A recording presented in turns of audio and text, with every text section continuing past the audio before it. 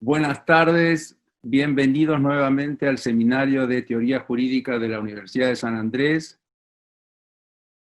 Antes de largar, quisiera mencionar un detalle técnico-administrativo. Las preguntas se pueden hacer por el chat y pueden mandar las preguntas al expositor a la siguiente dirección de email: seminario teoría jurídica todo junto @udesa.edu.ar. Cuando yo era chico había un programa de televisión que me gustaba mucho que se llamaba Cine Club, conducido por Salvador Samaritano, un gran especialista en cine. Y Samaritano presentaba una gran película del cine francés y decía, por ejemplo, La mujer del panadero, de 1938, dirigida por Marcel Pagnol, y nada más. Yo voy a hacer lo mismo. Tengo el gran gusto de presentar a Fernando Atria, el autor de La forma del derecho, de Editorial Marcial Pons, 2016. Fernando, estás en el aire. Bienvenido. Muchas gracias, Andrés. Muchas gracias a todos ustedes por la oportunidad para discutir algunas cuestiones que, a propósito de mi libro La forma del derecho, pero que yo creo que son de interés común a todos nosotros. A mí me gustaría hacer una exposición basada en el texto que entiendo que ustedes han tenido la oportunidad de ver, pero me gustaría entonces destacar algunas cuestiones acerca de él como una manera de introducir la conversación posterior, que supongo que es lo que despierta más interés. En el texto, lo que yo intento hacer primero es explicar, o la función del texto, o el argumento del texto busca identificar la función central que desde el punto de vista de lo político desempeña el derecho. Por supuesto, nótese, desde el punto de vista de lo político es perfectamente posible que en otros sentidos cumpla otras funciones, no hay aquí una pretensión de decir el derecho es solo esto y nada más, pero es diferenciar primero la lógica de lo político versus la lógica de lo jurídico, y segundo, preguntarse cómo esas diferentes lógicas pueden coexistir. Entonces, lo primero es identificar estas dos características, o las características fundamentales de lo que yo entiendo que es lo político y lo jurídico. Y en ese sentido, la tesis del artículo es que lo característico de lo político es que lo político es polémico. Y yo uso polémico, como lo explico ahí, en un sentido preciso. Polémico no quiere decir solamente discutible o controvertido. Polémico quiere decir no susceptible de ser imparcialmente adjudicado. El conflicto polémico es un conflicto que no puede decidirse sin tomar partido. Es decir, el que lo decide toma partido por una de las partes. En esto, el conflicto polémico se distingue del conflicto jurídico, porque el conflicto jurídico es un conflicto imparcial. Es decir, el conflicto jurídico es un conflicto que puede ser decidido imparcialmente por un tercero que no toma partido por ninguna de las partes, aun cuando al decidirlo le da la razón a una de ellas. Por supuesto, esto yo no lo ofrezco como por así decirlo, como una cuestión conceptual o teórica. Entonces no necesito decir el conflicto jurídico es siempre y necesariamente perfectamente imparcial. No, es perfectamente posible que haya momentos de polemicidad que irrumpen en lo jurídico. Lo único que yo diría es esos problemas, esos momentos necesitan ser contenidos, y si no son contenidos se pueden transformar en una patología grave o en un problema grave para la estabilidad del derecho. Teniendo esa distinción entre lo jurídico y lo político como lo polémico, aquello que no puede ser decidido sin tomar partido, lo cual quiere decir que solo puede ser decidido por las partes envueltas, porque decidirlo es transformarse en una de esas partes envueltas, y lo jurídico como lo que puede ser imparcialmente definido, imparcialmente decidido. Entonces, ¿de dónde sale esta caracterización que yo trato de hacer en este artículo? Y otra de las cuestiones que yo explico ahí es que yo intento, o la pretensión es que esta es una caracterización que no se descuelga desde los conceptos, sino se construye observando nuestra realidad institucional. Es decir, comparando cuáles son las características institucionales de la, por así decirlo, sede de resolución del conflicto jurídico, típicamente de tribunales, con las características institucionales de la sede de resolución del conflicto jurídico, ¿no? Por ejemplo, las cámaras legislativas. Entonces, cuando uno compara las características institucionales y nota el hecho de que en los procedimientos judiciales existe la figura de un tercero imparcial y existe diferenciación de funciones, ¿no? Y entonces cada una de las partes presenta su argumento, etc. Si uno podría hacer una tipología o una explicación muy detallada de eso, pero el supuesto de eso es que se trata de conflictos que pueden ser imparcialmente adjudicados. Imparcialmente adjudicados en función de el peso del argumento. Y yo sé que esto de caracterizarlo de este modo suena ingenuo, porque uno podría decir, ¿dónde vive este señor que dice que los conflictos jurídicos se resuelven imparcialmente en función del peso del argumento?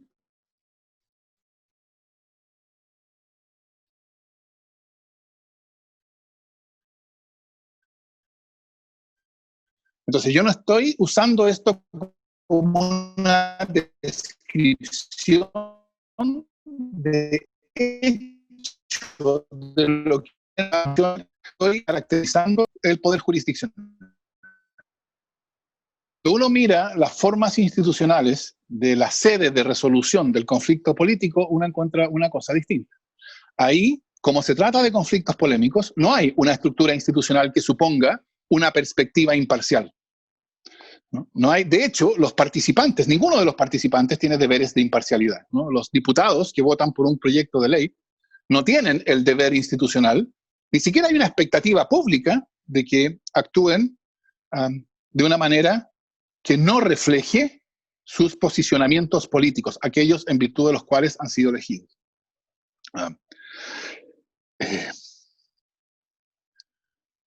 Lo que esto muestra es que cuando se trata del conflicto polémico, precisamente porque no puede ser decidido imparcialmente,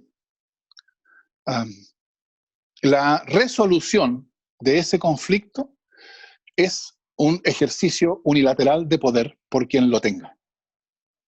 Unilateral quiere decir que es un ejercicio de poder que no supone para su validez o reconocimiento o incluso legitimación la aceptación de la otra parte. Entonces, el conflicto jurídico es un conflicto adjudicable, es decir, que puede ser solucionado mediante una declaración imparcial que apela a razones, mientras el conflicto político es un conflicto polémico que no puede ser solucionado imparcialmente, que solo puede ser solucionado tomando partido, y que entonces lo que significa que su resolución es en virtud de un acto de ejercicio del poder por quien tenga el poder. Ahora, es bien importante notar que esta manera de entender la diferencia entre lo político y lo jurídico no supone ni ingenuidad en el caso de lo jurídico, ni cinismo en el caso de lo político. Y esto supone una manera de entender las instituciones que es uno de los argumentos centrales de la forma del derecho y que voy a entonces tratar de explicar lo más brevemente posible, porque lo que me interesa es para qué se usa este modo de entenderlas. Por las razones que están latamente explicadas en ese libro, yo creo que una manera de entender las instituciones es mirarlas como formas de hacer probable algo que es improbable. Entonces, el análisis de una institución, a mi juicio, comienza primero con una identificación, por así decirlo, cándida. Dworkin diría preinterpretativa de lo que existe, ¿no? Hay ciertas estructuras formales, ciertas organizaciones que identificamos como, por ejemplo, tribunales de justicia, como, por ejemplo, Congreso o Parlamento, como, por ejemplo, Administración del Estado. En este primer momento uno toma, por así decirlo, con cierta candidez las estructuras como se presentan a la experiencia. Por supuesto, esto después podrá ser revisado, es decir, eso que pensábamos que eran tribunales, en realidad no son tribunales por las razones tales y cuales, pero eso ya es, por supuesto, un momento ulterior. Junto con este primer momento de identificación, entre comillas, cándida, lo que permite hacer inteligibles a estas instituciones es la pretensión de que buscan hacer algo que sin ellas sería improbable, probable. Entonces, por ejemplo, los contratos buscan hacer el intercambio equitativo probable, porque si no fuera por el derecho de contrato, si no fuera porque solamente los contratos son reconocidos por el derecho cuando ellos son pactados sin vicios, cuando se dan las solemnidades contra. Si no fuera por eso, entonces lo probable sería que una de las partes impusiera su voluntad a la otra. Entonces, el sentido del derecho de contratos es hacer probable el intercambio equitativo. Por supuesto, puede haber otras teorías del derecho de contrato, no es parte de la teoría de las instituciones, qué es aquello que el derecho de contratos pretende hacer probable, pero yo, digamos, propondría como aquello que el derecho de contratos busca hacer probable, el intercambio equitativo. Eso que busca hacer probable sin el derecho de contratos es, o sea, en lo que yo llamaría naturalmente, es improbable. Y el derecho de contratos existe para compensar esas improbabilidades de modo de hacerlo probable. Yo creo que la tesis de la forma del derecho es que esa manera de comprender las instituciones es generalizable. Eso vale para los testamentos, para los contratos, para la ley, para el Estado. En fin, si uno mira, por ejemplo, una justificación contractualista del Estado a la Hobbes, bueno, ahí es clarísimo. El Leviatán existe para hacer probable la vida en paz, que sin el Leviatán sería improbable por las razones que claramente, o sea, que famosamente Hobbes explica, etc. Lo que me interesa es esta fórmula general. Las instituciones existen para hacer probable algo que es improbable, porque entonces, cuando tratamos de entender lo político y lo jurídico, podemos usar esa fórmula general. Y podemos preguntarnos, las instituciones jurídicas o jurisdiccionales, ¿qué es lo que buscan hacer probable? Y entonces ahora sí podemos decir, buscan hacer probable la adjudicación imparcial de conflictos mediante la apelación al argumento.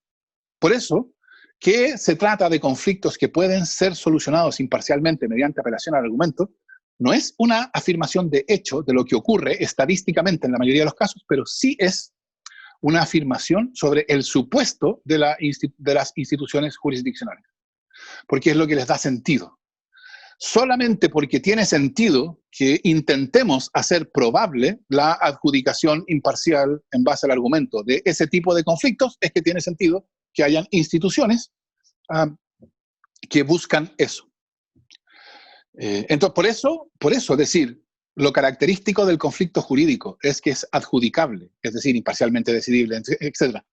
Por eso no es ingenuo, porque no es una afirmación sobre lo que de hecho ocurre, es una afirmación sobre el supuesto de las instituciones que tenemos. Pero noten también, nótese, que tampoco es pura normatividad. No es que yo esté diciendo, sería bueno que esos conflictos se solucionaran de ese modo. No es pura normatividad, porque es algo que caracteriza a las instituciones que realmente existen. Si tiene sentido tener instituciones caracterizadas como nuestros tribunales de justicia, eso es porque asumimos, o esas instituciones descansan en el supuesto de que se trata de conflictos imparciales, o sea, imparcialmente adjudicables, y que entonces se puede adjudicar atendiendo a la razón, al argumento. ¿Cuál es la improbabilidad correlativa en el caso de las instituciones políticas? Yo diría las instituciones fundamentales de la democracia representativa. Bueno, el supuesto ahí que se trata de conflictos polémicos, conflictos que no pueden ser imparcialmente adjudicados, y por eso entonces las diferencias que saltan a la vista, ¿no? entre los tribunales, entre la manera en que se decide sobre un proyecto de ley y la manera en que se decide sobre una demanda de nulidad de contrato. ¿Qué es lo que es improbable y que las instituciones políticas pretenden hacer probable? Instituciones políticas, por ejemplo, por supuesto, es un nombre muy grande.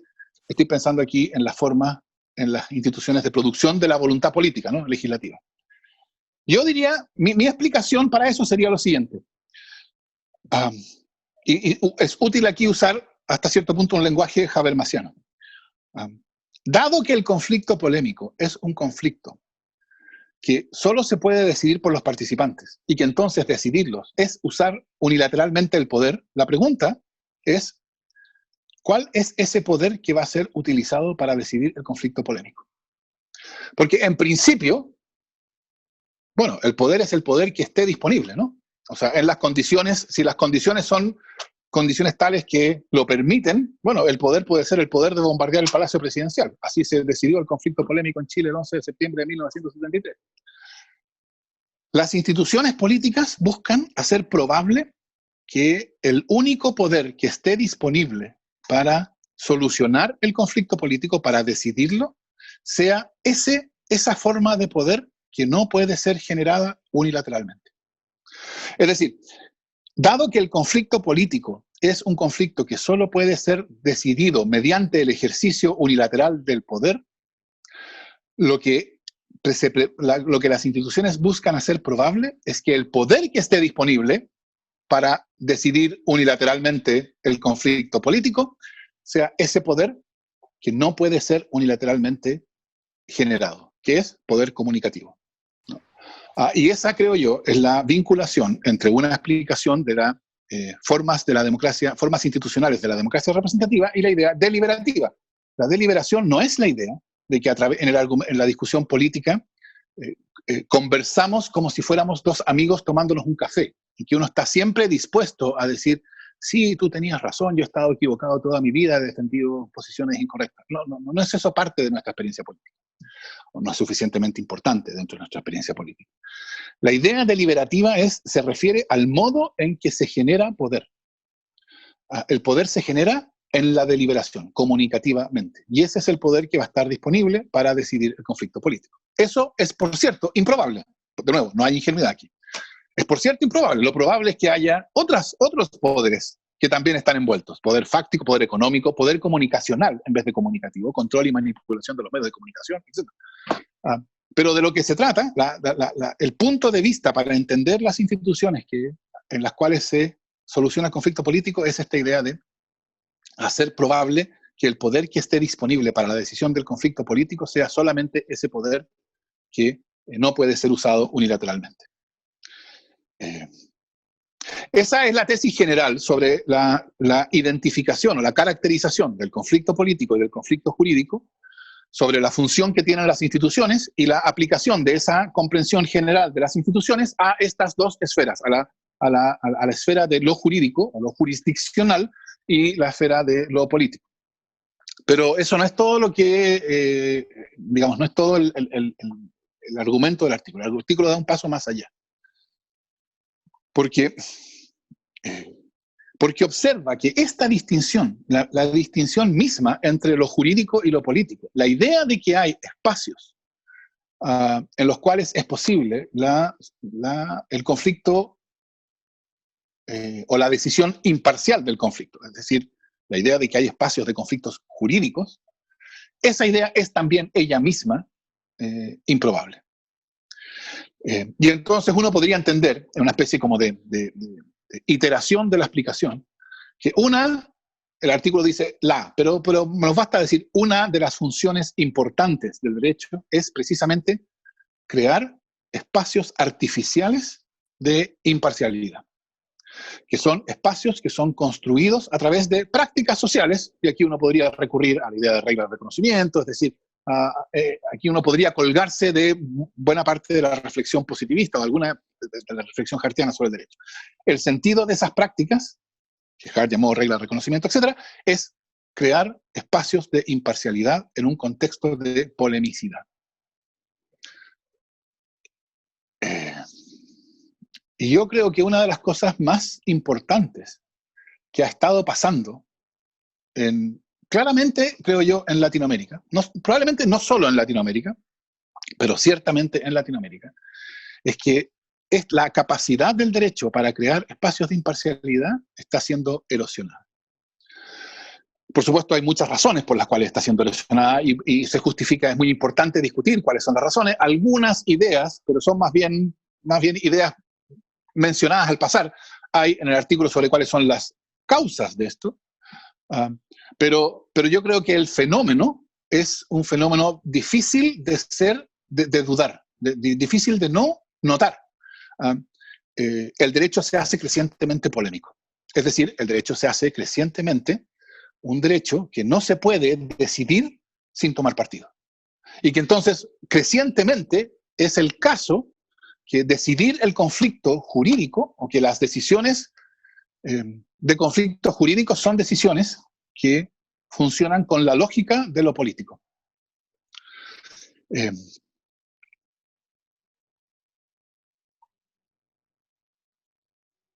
El ejemplo más notorio, no es el único, y de hecho puede no ser una buena idea mencionarlo, pero porque puede dar la impresión de que solo se refiere a cosas de esa envergadura, pero yo creo que es solamente un ejemplo especialmente notorio del modo en que el derecho se hace crecientemente polémico, es la noción que es así, parece ser, hasta donde yo lo he visto, un invento latinoamericano, por lo menos en su elaboración, es la noción de golpe institucional. Es decir, hubo una época, y viniendo de Chile y en Argentina también, lo comprenderán ustedes perfectamente, hubo una época en que la ocurrencia de un golpe de Estado era algo que venía claramente identificado, por así decirlo. No habían dudas cuando ocurría un golpe de Estado, ¿no? O sea, el Palacio Presidencial estaba en llamas, los aviones de la Fuerza Aérea lo habían bombardeado, tanques en la calle, civiles tirados en el suelo con soldados que los apuntaban con metralletas, etc. No quiero, por supuesto, frivolizar en ningún sentido esto, ¿no? No estoy ironizando. Estoy diciendo, los golpes de Estado eran eventos que traían su caracterización marcada. Cuando Hart decía, los eventos no son eventos que vengan marcados con un letrero, bueno, los golpes de Estado bastante sí venían marcados con un letrero que decía golpe de Estado. Hoy día ya no ocurre eso. Hoy día los golpes de Estado se dan a través de las instituciones. Por supuesto, como los golpes de Estado se dan a través de las instituciones y ya no vienen marcados con un letrero que dice golpe de Estado, entonces su identificación es polémica, ¿no? Y entonces quienes apoyan la decisión tomada no lo reconocen como golpe de Estado. Y quienes resienten la decisión tomada sí lo denuncian como golpe de Estado. Entonces, por supuesto, hay posiciones distintas respecto de si lo que ocurrió en Paraguay, o lo que ocurrió en Perú, o lo que ocurrió en Honduras, o más notoriamente, por cierto, lo que ocurrió en Brasil, fueron golpes de Estado o no.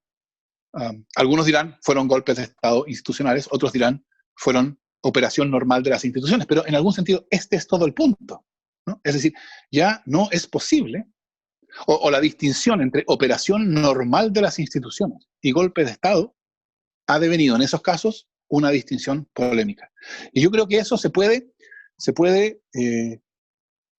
solamente el caso más notorio, más extremo de algo que está ocurriendo en muchos países. Por supuesto, no quiero decir en todos, ni en todos iguales en el mismo sentido, pero hay una tendencia en esa dirección.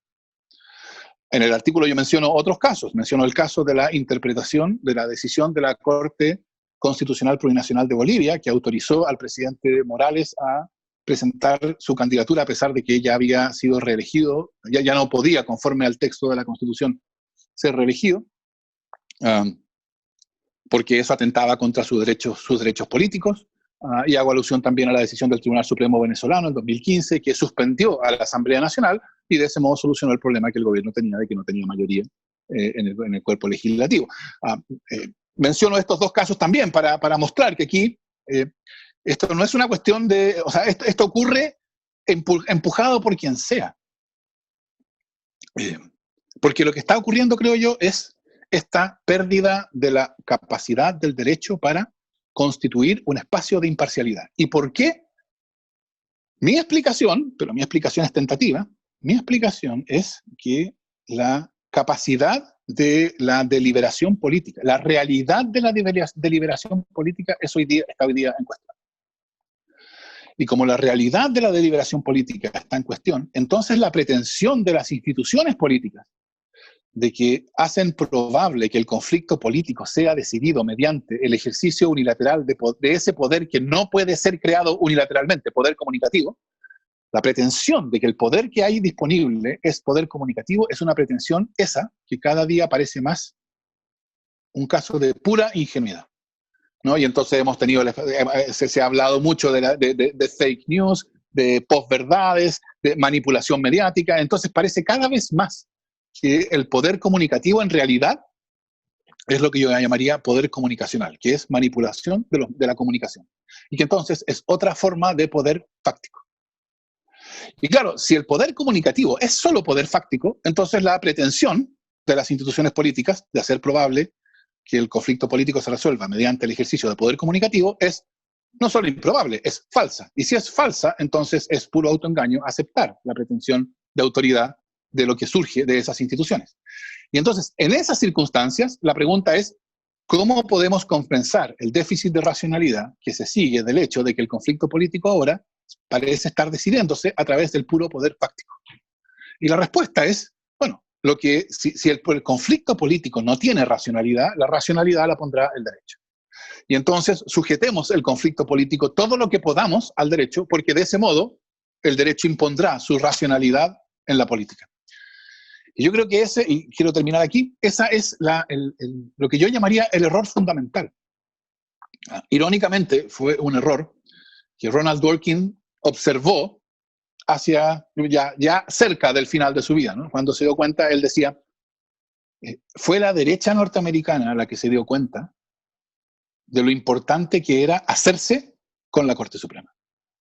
Se dio cuenta la derecha norteamericana antes que la izquierda norteamericana. ¿Y esto qué quiere decir? Que al buscar compensar el déficit de racionalidad de la política, producto de la imposibilidad o la pretendida, digámoslo así, pretendida imposibilidad de la deliberación. Al buscar compensar ese déficit de racionalidad mediante la juridificación, el supuesto que está debajo, es que la capacidad del derecho para crear espacios de imparcialidad no está en cuestión.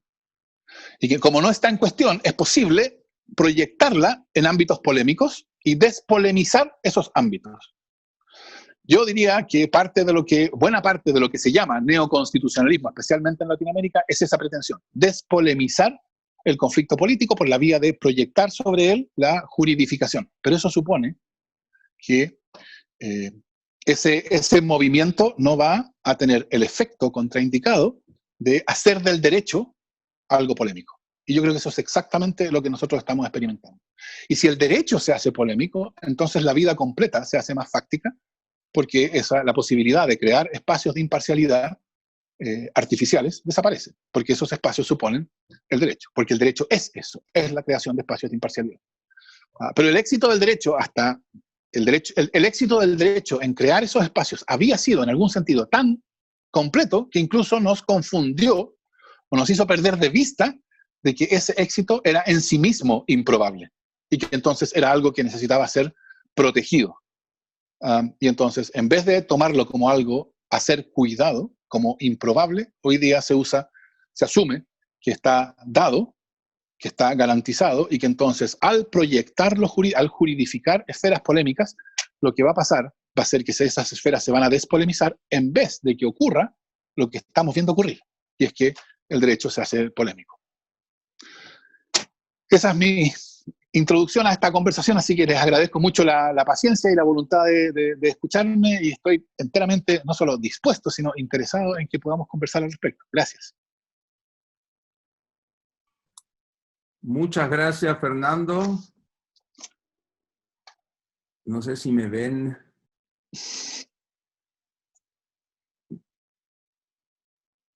Tengo una pregunta. Yo voy a ejercer un derecho feudal, un viejo derecho feudal, y voy a hacer dos preguntas que tengo para Fernando, y después pasamos a las preguntas de los demás participantes. Quiero aprovechar para sacarme un par de dudas. En primer lugar, vos decís que, si entiendo bien, vos defendés el formalismo y querés estimularlo, darle empuje, por así decir, y decís que la teoría del derecho tiene los recursos. Pero me da la impresión de que tu punto no es de teoría del derecho, sino es una cuestión cultural, o como Schmitt diría, de energía política. La forma jurídica del catolicismo romano, quizás la primera gran forma modo de forma jurídica, recibía su energía de Dios. La segunda, que es la soberana, que un poco le roba al ladrón, la recibe de su lucha contra el fanatismo religioso, la secularización para neutralizar el conflicto. Y la tercera, la democrática, que es la soberanía popular, recibe su energía de la lucha del pueblo contra la monarquía. Hoy entonces, si esta teoría es correcta, o esta presunción es correcta, ¿de dónde sacaríamos la energía para recuperar el formalismo? Esa es la primera pregunta. Y la segunda, porque vos decís que es una cuestión de teoría del derecho, a veces insisto que es una cuestión cultural o política. Y después hay una cuestión una pregunta sobre la relación con el pasado. Vos decís que la situación es nueva, a pesar de las similitudes. Una obvia similitud es que en la Edad Media, a su modo, había cierto antiformalismo, o se suponía que existían normas absolutas sobre las cuales se podían resolver los conflictos. Pero como dice Bobbio, en realidad, este debate entre formalismo y antiformalismo me parece que es eterno. Cada tanto es parte de ciclos. El formalismo se agota, viene el antiformalismo, vuelve. Y yo diría que en realidad la cuestión es conceptual en el fondo. La relación entre el pasado y el derecho. Todo derecho tiende a ser conservador, incluso después de un momento constituyente. Cuando termina la revolución o se ejercita el poder constituyente, de acá en adelante queremos que la nueva constitución sea obedecida. Incluso si queremos atar al futuro, lo hacemos porque estamos fijando un momento en el pasado. Entonces, las dos preguntas son, la primera, la relación entre la energía política y el formalismo, que no es una cuestión legal o de teoría, y la segunda es esta cuestión con el pasado. Vos decís que la situación es nueva. Muchas gracias. Gracias, Andrés, por esas dos observaciones bien interesantes. Déjame intentar decir algo acerca de ellas, que no responderlas en ese orden, o sea, en el mismo orden de su formulación. Yo no diría que lo que yo hago es defender el formalismo, porque yo no estoy, aunque yo esperaría que mi argumento fuera entendido no como abogando por algo, sino como tratando de entender lo que está pasando. Y efectivamente,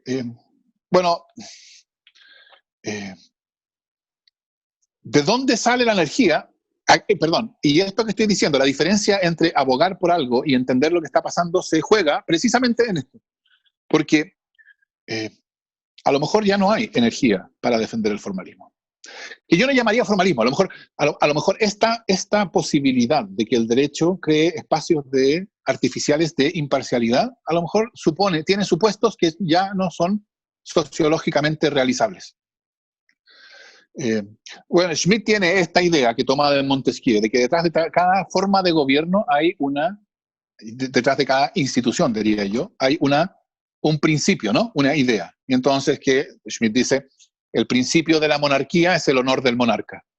Una vez que el honor del monarca deja de ser una idea, una verdad evidente, es decir, una vez que el honor del monarca deja de ser una idea que yo llamaría sociológicamente vigente, entonces la monarquía se acabó. Aunque continúe la forma de la monarquía, ¿no? Y entonces hoy día, si uno quiere ver en qué está las monarquías europeas, tiene que leer la revista Hola, no la revista The Economist. Eso muestra que sigue habiendo forma monárquica en algunos casos, pero que el principio monárquico caducó porque el principio que le daba vitalidad, el honor del monarca, dejó de estar sociológicamente vigente. Entonces la pregunta, creo yo, para nosotros, es si estamos en un momento similar respecto del principio democrático. o de la posibilidad del Estado de Derecho, etcétera, de cuestiones de esa envergadura. Por supuesto, yo tengo mi opinión sobre qué sería bueno que pasara, por cierto. Pero el punto, creo yo, es más bien tratar de entender lo que está pasando y, sobre todo, tratar de entender cuáles son las ideas en las cuales las instituciones que tenemos descansan.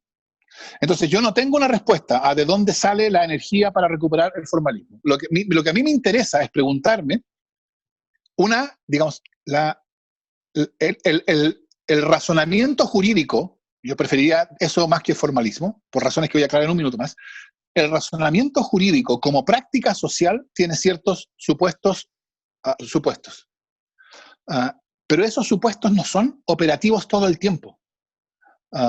Es decir, por ejemplo, porque esto vale también para lo que yo venía hablando, ¿no?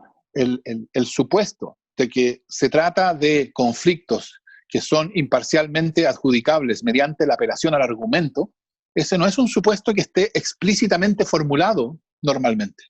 Normalmente está escondido en la base de la práctica. Yo creo que a la teoría del derecho lo que le corresponde, o parte de la tarea que tiene, es precisamente encontrar esos supuestos y mostrar lo que ocurre cuando esos supuestos empiezan a perder vigencia sociológica. Porque lo que pasa en ese caso es que se producen déficits de legitimación que hace inestables a las instituciones, ¿no? Schmitt también tiene un pasaje notable en que él dice como el supuesto del parlamentarismo, palabra con la cual yo creo que él se refería más o menos a lo que yo llamaría democracia representativa. El supuesto, dice él, del parlamentarismo es la discusión, y la discusión, decía él, es falsa hoy en día. Y entonces todas las formas del derecho parlamentario hoy día aparecen como si alguien hubiera pintado sobre un radiador de calefacción central unas llamas naranjas para dar la impresión de fuego vivo. En ese sentido, son instituciones que ya no tienen ninguna vitalidad. Entonces, nuestra pregunta hoy día es, por supuesto, yo esperaría que un argumento como el que yo he tratado de hacer, si fuera convincente, llevaría naturalmente a una pregunta ulterior, que es, ¿qué se puede hacer para evitar esto? ¿Qué debemos hacer?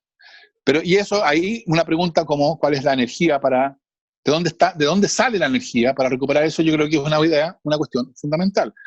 La razón por la cual yo no la hablaría de formalismo es porque formalismo es una expresión que tiene demasiados sentidos y que en la experiencia, sobre todo en la experiencia latinoamericana, creo yo, está en buena parte asociado a algo de lo que explica la facilidad con la cual entró la idea desformalizadora neoconstitucional. Y es que el formalismo de nuestras prácticas, por lo menos el formalismo que hoy recordamos de nuestras prácticas, es un formalismo sin sentido, es un formalismo estéril, vacío. Entonces yo preferiría hablar de las condiciones del derecho, porque yo creo que nada menos que eso es lo que está en cuestión. En cuanto a lo segundo, es la cuestión nueva, es la situación nueva. Sí, yo diría que este problema, yo no quiero idealizar el pasado, pero tampoco hay ninguna razón para pensar que los problemas que enfrentamos hoy día son simplemente la reproducción de problemas anteriores. Yo creo que la situación tiene una peculiaridad. El problema que teníamos antes, por lo menos en Chile, y yo supongo que esto es más bien común en Latinoamérica, es el formalismo estéril al cual me he referido, ¿no? Lo que teníamos antes era una práctica jurídica que se autolimitaba y entonces tenía una serie de condiciones de operación que vistas desde hoy día parecen arbitrarias por lo vacías, por lo absurdas, pero que yo creo que cumplían o pretendían cumplir la función de servir, por así decir, de guardián del conflicto polémico, de dejar fuera el conflicto polémico. Tú te mencionas no la situación anterior de las décadas del siglo pasado, tú mencionas situación anterior como en la Edad Media, que había formalismo y antiformalismo. Y sí, yo creo que de lo que estamos hablando, esta idea de que el derecho crea espacios de imparcialidad en un contexto de polemicidad, yo creo que es una idea que va junto con una comprensión específicamente moderna del derecho. Yo creo que no se puede asumir que en ese sentido el derecho premoderno, o en la premodernidad, cumplía una función análoga, porque yo creo que la política, como la conocemos, como la entendemos nosotros, es una práctica o una actividad moderna.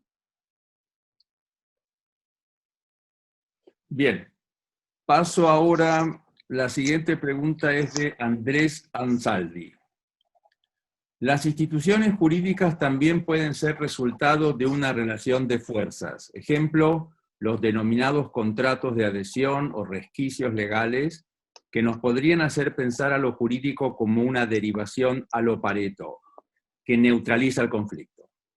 ¿Cómo piensa usted la intersección entre lo político y lo jurídico y cuáles son los avatares de la juridificación de lo político y la politización de lo jurídico? ¿No supone usted que la razón no es improbable?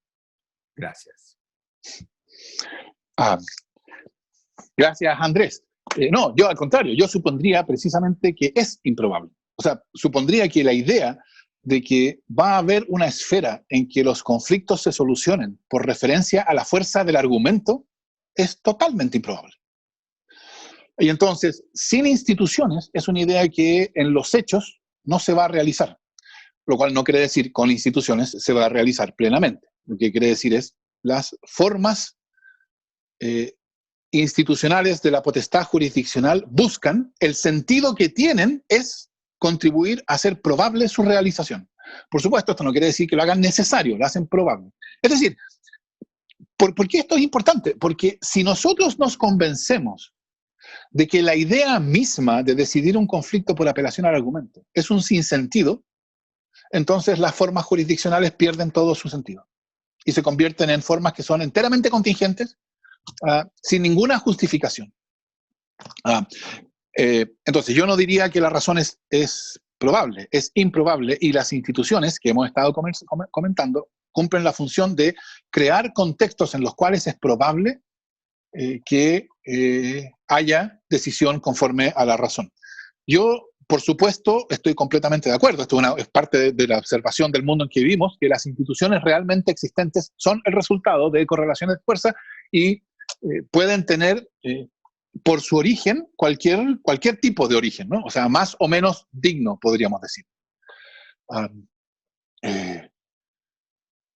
Yo creo, sin embargo, que, y supongo que esta es la manera en que yo rescataría, por lo menos, la discusión sobre si el derecho injusto es derecho.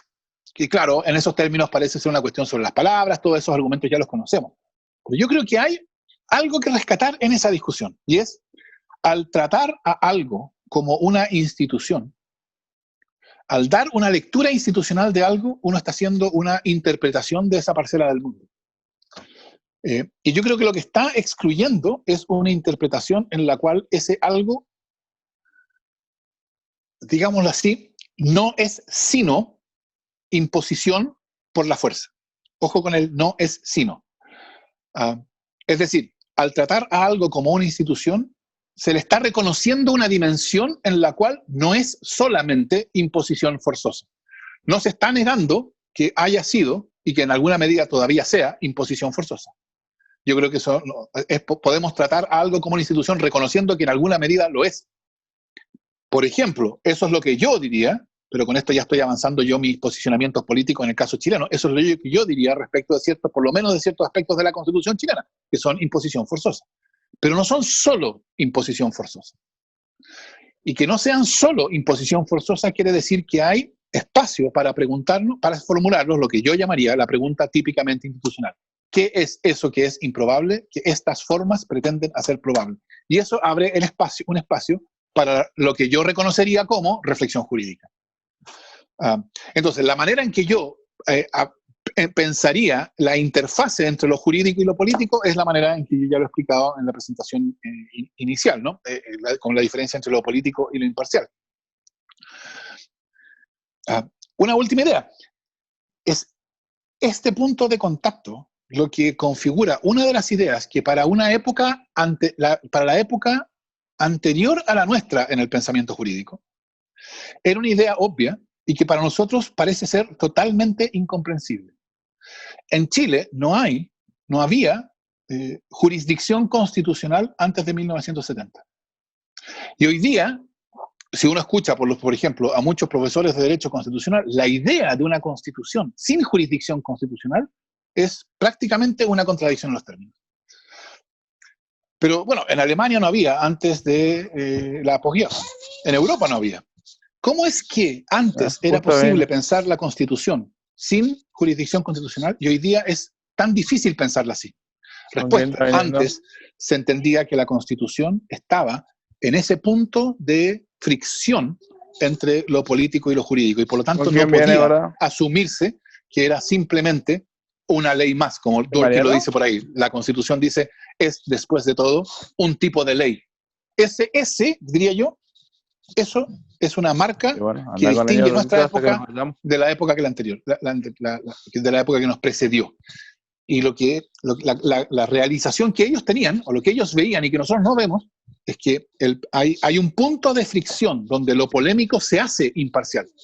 Y esos son, bueno, son las formas constitucionales. Bien, ahora una pregunta de Diego Botana. Creo que el ejemplo del golpe de Estado institucional de Brasil y Perú, a través del juicio político, es distinguible de los casos boliviano, Morales y la reelección, y Venezuela, la asamblea.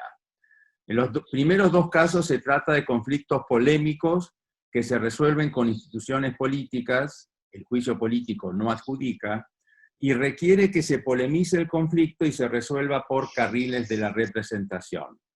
No me atrevo a decir lo mismo con Bolivia y Venezuela, que se trata de casos concretos que ejemplifican muy bien los puntos del paper.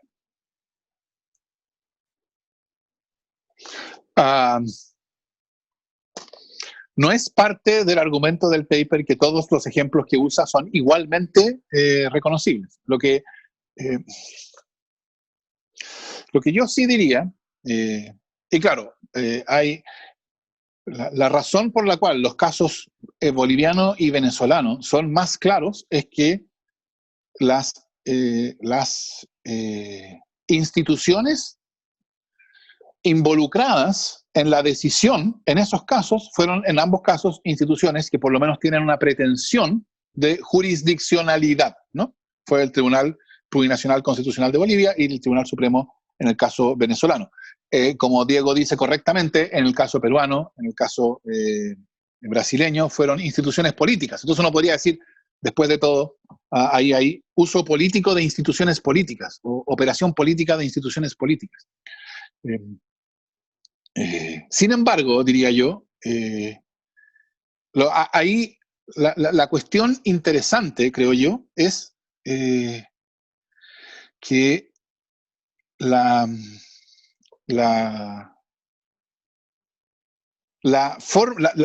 destitución presidencial en esos casos fue una destitución que en los hechos resultó ser polémica, ¿no? Es decir, en los hechos fue acusada como golpe por quienes la sufrieron y fue defendida como operación normal de las instituciones por quienes las atacaron. De hecho,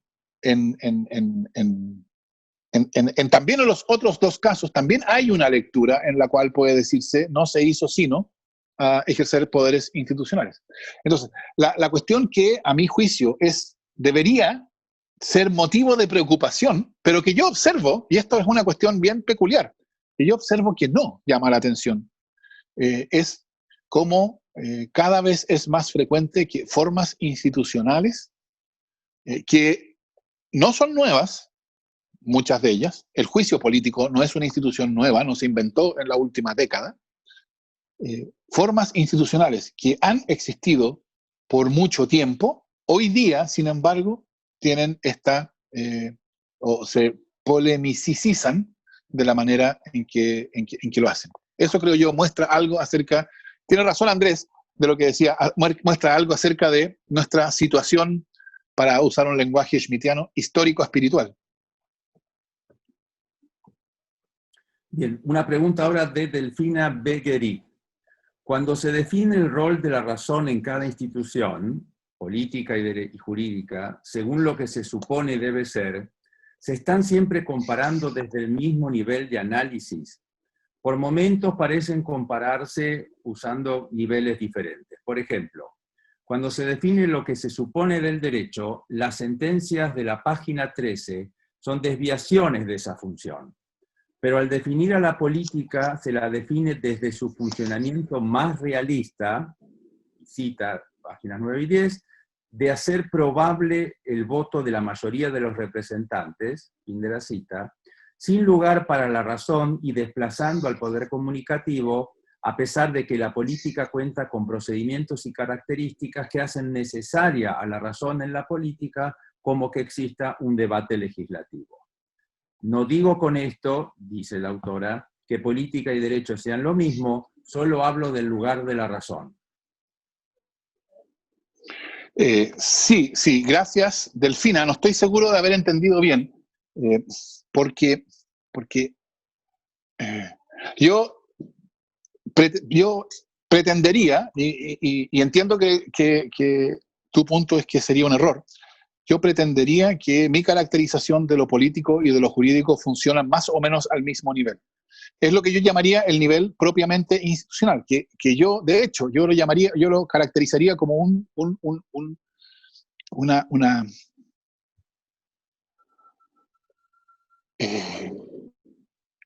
como una forma de hablar, como esto está tematizado en la tercera parte de la forma del derecho, como un modo de significación que está entre lo descriptivo y lo normativo. Por supuesto que yo creo que hay un espacio para la razón en la política, y ese espacio, creo yo, es el espacio, eso es lo que le da sentido a la idea deliberativa, que es la idea de que lo que importa, o sea, esta idea está expresada por Böckenförde de un modo bien lúcido. Él dice, cuando uno piensa en el principio mayoritario, tiene que entender que el momento de la regla de mayoría es el final. La regla de mayoría no es el procedimiento. La regla de mayoría es el final del procedimiento. Lo que viene antes es la discusión. Pero yo creo que también aquí uno debe preguntarse, ¿cuál es el sentido que tiene la discusión política?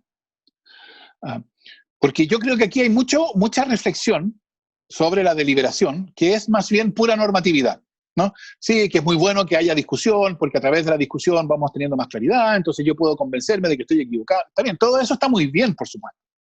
Pero yo creo que desde el punto de vista de la operación de las instituciones políticas, esa normatividad es insuficiente. Lo que yo diría es, cuando uno observa el detalle, cuando uno observa la manera en que están configuradas las instituciones de la democracia representativa, observa que en ellas la posibilidad de la deliberación, no solo la deliberación formalizada que ocurre en ellas mismas, ¿no? Estoy pensando en la discusión que se da en las comisiones parlamentarias, etc.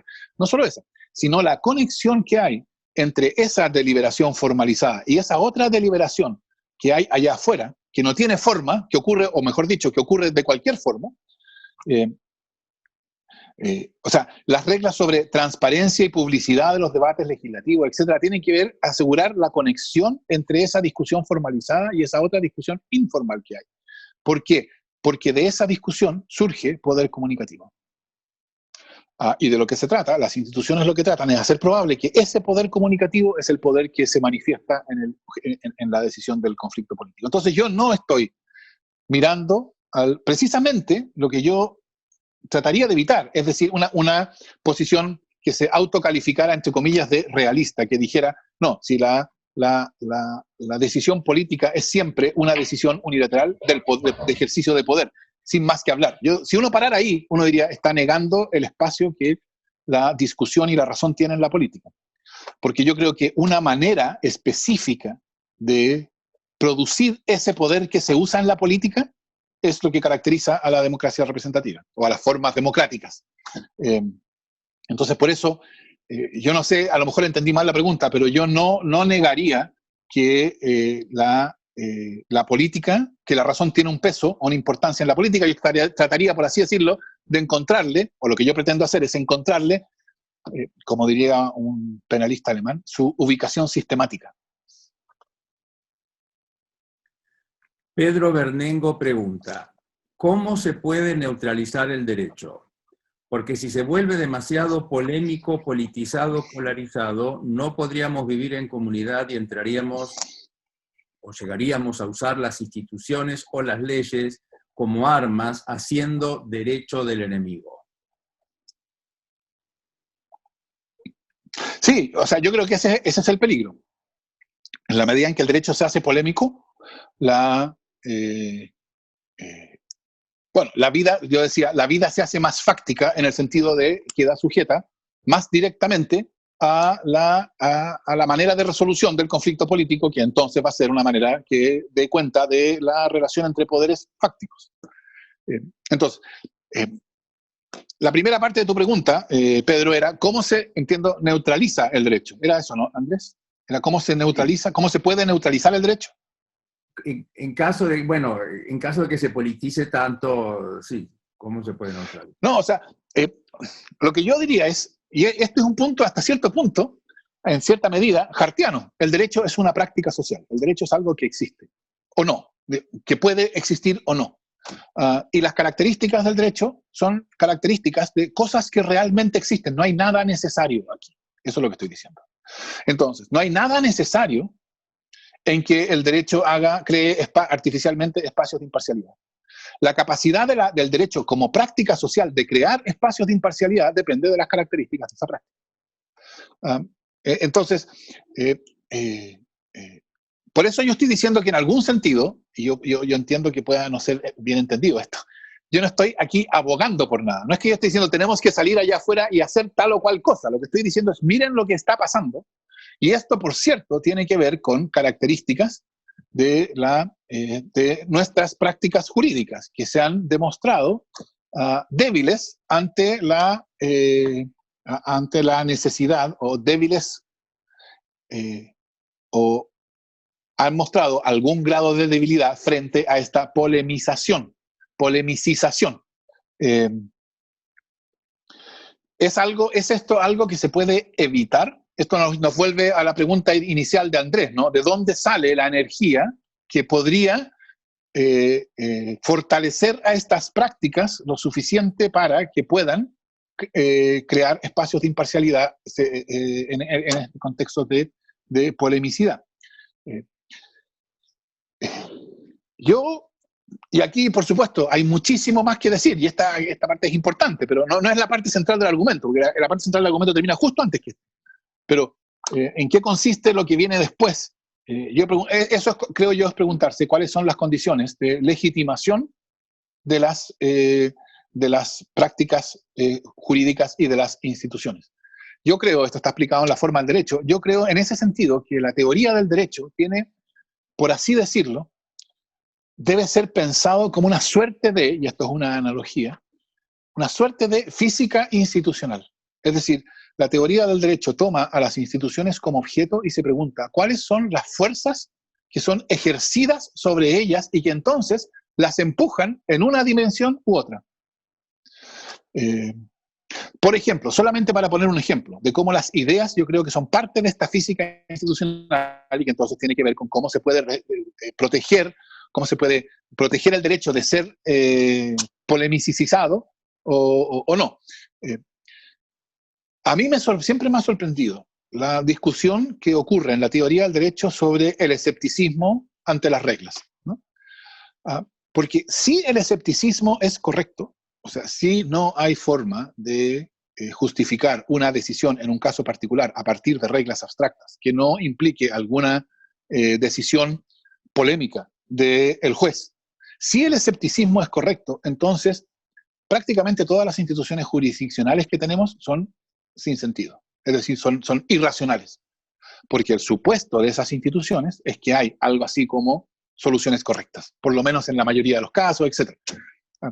Por supuesto, no me interesa ahora discutir esta tesis como una tesis en sus propios términos. Lo que me interesa es, yo creo que el que defiende una posición escéptica está por al defenderla, está diciendo las instituciones que tenemos son instituciones irracionales. Y ese último paso, el vínculo que hay entre ideas que los teóricos del derecho discuten como si descolgaran de un cielo conceptual y las instituciones que realmente existen, ese vínculo es un vínculo que yo usualmente no encuentro en la reflexión teórico-jurídica. Y entonces tenemos una reflexión teórico-jurídica de extraordinaria sofisticación acerca de conceptos por un lado, y después tenemos, qué sé yo, otros intelectuales, otros académicos de otras esferas, otras áreas de la ciencia política, etcétera, de la economía, que se dedican a mirar en términos puramente descriptivos las instituciones, cómo ellas funcionan y cómo realmente existen. Pero la conexión entre las ideas y las instituciones, yo creo que ha quedado huérfano. Y yo creo que eso quiere decir que cada vez entendemos menos de la física institucional. Cada vez entendemos menos cuáles son las fuerzas que se ejercen sobre las instituciones que realmente existen y en qué dirección se ejercen. Y con qué criterios evaluar esas direcciones.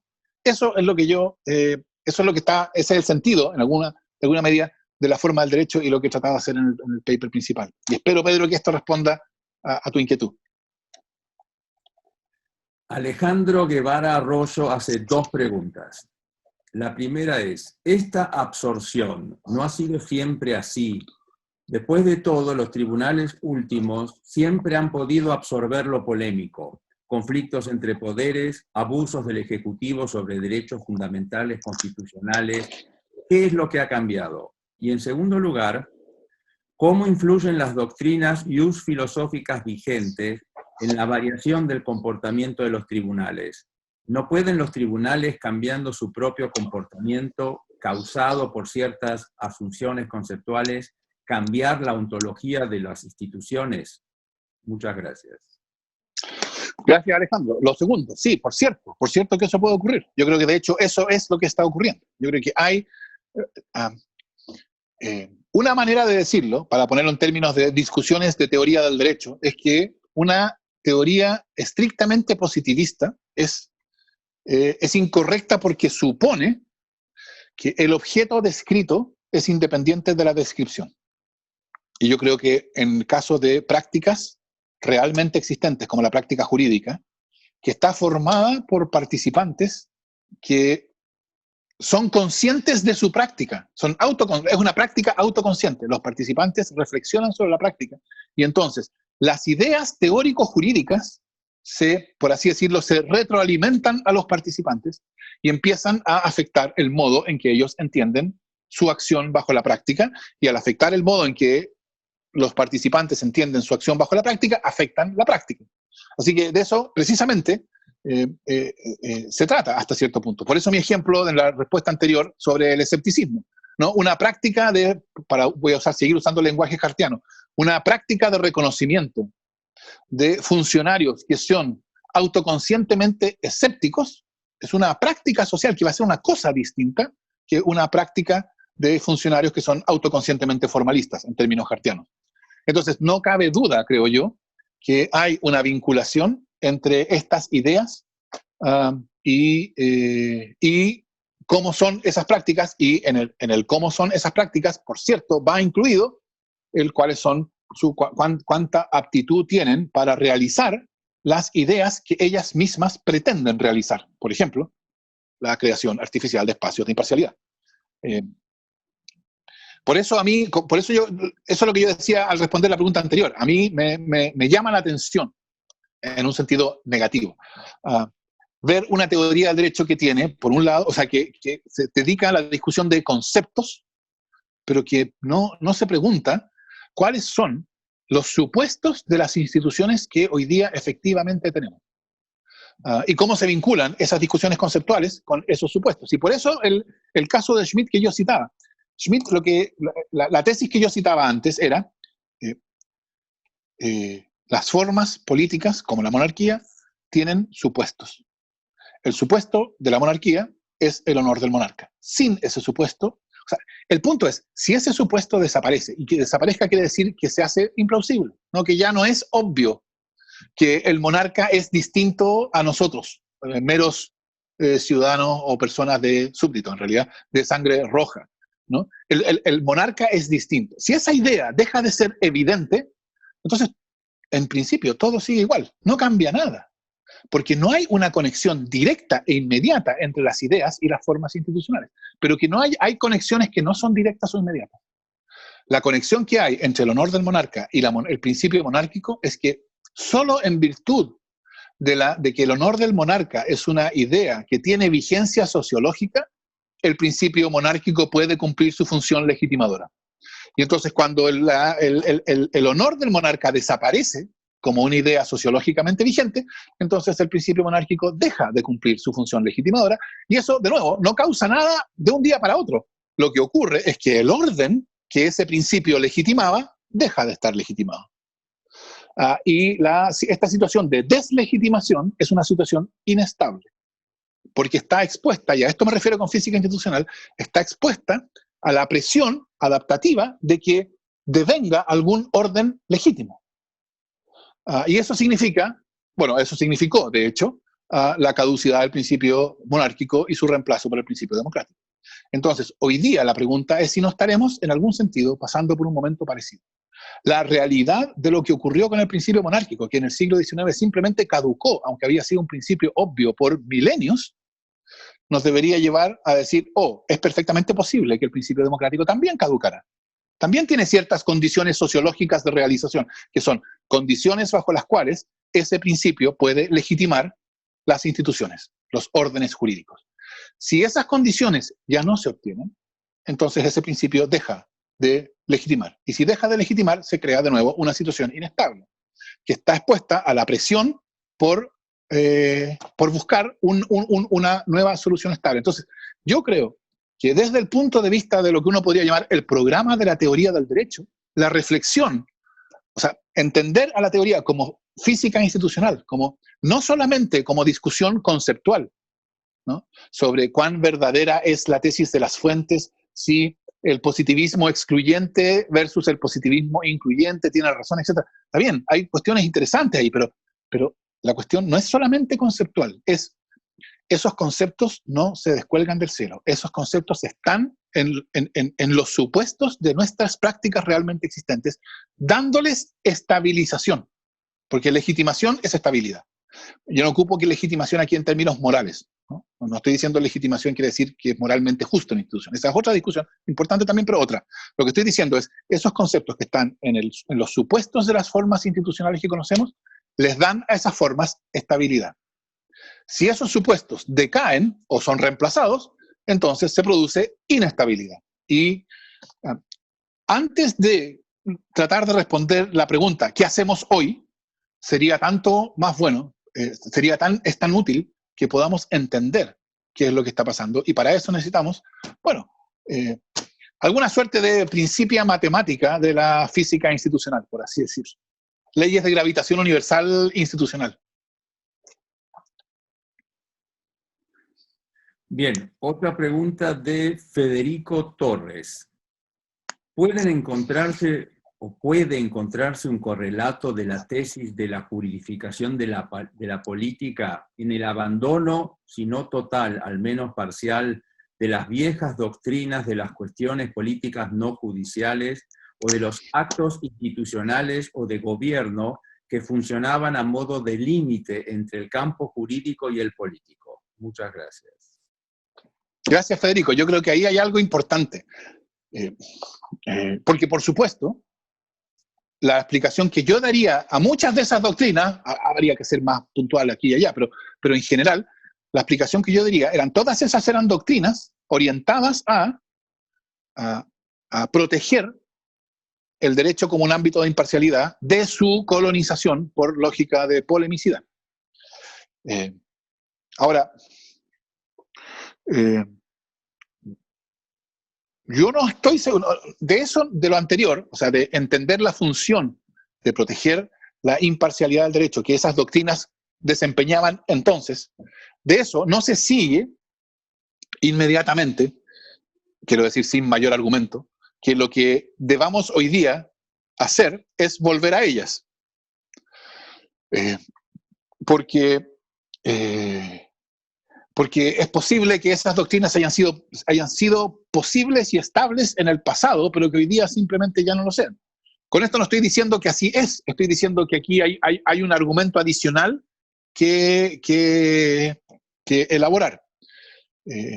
Por ejemplo, yo creo, déjame poner un ejemplo distinto del que tú decías, Federico, pero yo creo que va en la misma línea. Yo creo que el formalismo exegético del siglo XIX era una manera de proteger la imparcialidad del derecho.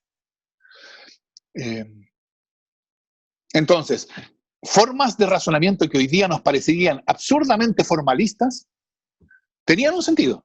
Y el sentido era impedir que el conflicto polémico entrara en la esfera del conflicto imparcial o adjudicable. ¿Quiere decir eso que deberíamos abogar hoy por una especie de vuelta al positivismo exegético del siglo XIX? Mi respuesta a eso sería, no, eso es imposible, es sociológicamente imposible. Porque las condiciones de fragmentación social, hay muchas condiciones que muestran que el tipo de práctica social que podía mostrar esa forma, o que podía dar esa solución a la pregunta de cómo proteger la imparcialidad del derecho, no es las prácticas sociales que nosotros podemos tener, no, porque no corresponden a nuestras sociedades actuales. Por supuesto, alguien podría opinar que yo estoy equivocado en eso y que la solución es volver atrás, pero lo que quiero ilustrar con esto es, yo creo que una cosa es que nosotros entendamos que doctrinas, instituciones, reglas, etcétera, desempeñaban en el pasado una función de protección o de guardián de la frontera, por así decirlo, entre lo político y lo jurídico. Otra cosa es que uno pueda decir, para lo que debemos hacer es volver a ellas, porque yo creo que ahí hay una dimensión adicional. Por eso es tan importante no olvidar nunca, estamos hablando de prácticas sociales que son realmente existentes, que existen y que tienen entonces una existencia real en las condiciones actuales. Y la pregunta es cómo esas prácticas sociales que existen hoy en las condiciones actuales, cómo ellas pueden producir cómo ellas podrían producir estos espacios artificiales de imparcialidad. Y para responder la pregunta de cómo estas instituciones que hoy día tenemos en las condiciones que existen hoy día pueden producirla, el hecho de que otras la hayan producido en el pasado es un indicio, sí, pero no es una cuestión definitiva.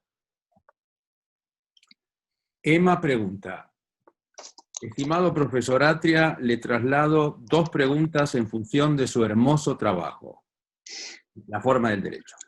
Teniendo en cuenta las instituciones tal como son, es decir, conflictivas, polémicas, no ideales, básicamente asumiendo las circunstancias de la política, primero, ¿realmente es compatible conectar una perspectiva naturalista con una concepción deliberativa de la democracia? Segundo, ¿qué atractivo ofrece pensar dichas instituciones mediante el lenguaje de la teología política que no pueda ser significado mediante un lenguaje polémico por definición como el de la retórica? Gracias, Emma, por la observación inicial.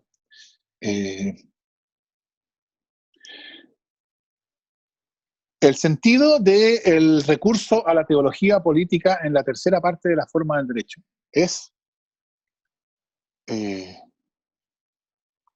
está vinculado a algo que ya ha aparecido en la conversación antes. Está vinculado a esta idea de que para hablar de las instituciones necesitamos una forma especial de significar.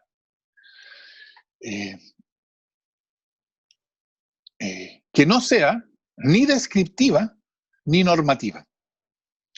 Es decir, que no se someta a esta dicotomía entre lo normativo y lo descriptivo. Porque si se somete a esa... Si nuestro lenguaje institucional, o el lenguaje que usamos para hacer inteligible las instituciones, tiene que ser descriptivo o normativo, entonces nos enfrentamos a una dicotomía. Es decir, por ejemplo, nos encontramos, y esto yo lo tengo que enseñar todos los años, entre 80 y 100 estudiantes cada año, cada vez más escépticos respecto de esto, nos encontramos con una afirmación como la ley es la voluntad del pueblo. ¿Qué vamos a decir acerca de una afirmación como esa? Si la entendemos en términos puramente normativos, sería justo que la ley fuera la voluntad del pueblo, entonces la afirmación, démosla por correcta, pero trivial. Por supuesto que sería justo que fuera así. Por supuesto que sería nice que el mundo fuera bien, que estuviera bien. Entonces, si es normativa, entonces, si es pura normatividad, Entonces no nos dice nada respecto de las prácticas que realmente tenemos. Por otro lado, si es descriptiva, si cuando el que dice la ley es la voluntad del pueblo está afirmando algo positivo respecto de la ley que se está hoy vigente, entonces es pura ingenuidad, porque no da cuenta del hecho de que las instituciones hacen probable, pero no necesario, la realización de alguna finalidad o el desempeño de alguna función. Entonces necesitamos poder decir, la institución lo que hace es busca hacer probable algo que no puede ser enteramente, no puede estar enteramente presente. Y yo creo que ese lenguaje, el lenguaje de lo que en algún sentido está presente, pero no puede estar totalmente presente. Por ejemplo, el lenguaje, el derecho de contratos hace presente en nuestras prácticas jurídicas y sociales la autonomía individual, aunque en rigor la autonomía no puede estar completamente presente porque en condiciones de enajenación, etcétera, no podemos ser plenamente autónomos, pero hay presencia de autonomía en esas prácticas.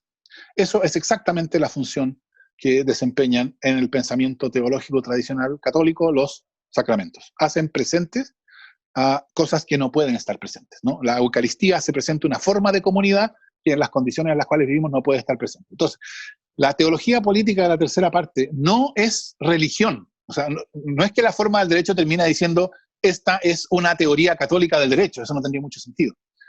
La teología política de la tercera parte es la forma de significación de los conceptos jurídicos fundamentales, es la misma forma de significación que usa la teología, porque en ambos casos se está hablando de algo que se trata de anticipar. Podría ser eso logrado de una manera distinta. Es decir, o podría la retórica dar cuenta de esa dimensión, de ese modo de significación que yo creo que es necesario para poder hablar de las instituciones. No tengo idea. Es decir, no sé. Yo no sé suficiente de retórica como para tener una opinión definitiva sobre eso. Yo pensaría que hay alguna razón, que hay una razón por la cual el derecho y la teología necesitan usar el mismo modo de significación, y es porque en ambos casos estamos hablando de algo que no podemos hablar, estamos tratando de anticipar un futuro por venir. Estamos tratando de hacer presente algo que no puede estar presente. Esta idea estaba bellamente formulada por Rousseau en el Contrato Social, cuando él decía algo así como: para dar leyes a los hombres serían necesarios dioses. Es decir, Rousseau descubre la idea de voluntad general y al mismo tiempo descubre que en las condiciones en las cuales la voluntad general necesita ser identificada, es decir, en las condiciones en las cuales todos tienen sus intereses particulares, es altamente improbable, por decirlo de la mejor manera, que la identifiquemos. Entonces, al hablar de algo como ley, estamos diciendo es la voluntad general, pero también estamos diciendo no puede ser la voluntad general, porque en las condiciones en las cuales nosotros vivimos no podemos identificar la voluntad general. Entonces, ese es, pero todavía no es, que es una de las formas más tradicionales en la discusión teológica sobre de la fórmula escatológica. El reino es, pero no es lo mismo. Yo diría, la autonomía es, pero no es en el contrato. La libertad o la democracia es, pero no es. Y de ese modo, yo no estoy obligado a una comprensión ingenua de la democracia en que tengo que negar, o del contrato, en que tengo que negar todas las facticidades y que las instituciones en los hechos son una imposición forzosa, etc. Pero tampoco tengo que adoptar la posición cínica en que son solo imposición forzosa y son solo facticidad. Las instituciones existen en ese punto de contacto. Si esa idea puede ser expresada a través de otros registros, bueno, no me sorprendería que lo pudiera hacer, y entonces yo estaría interesado en ver otros intentos de expresar esa misma idea. Leonardo Rodríguez pregunta: ¿qué papel podría jugar la propuesta deliberativa dentro del marco que se ha expuesto? Y entre paréntesis dice Gargarella. Muchas gracias.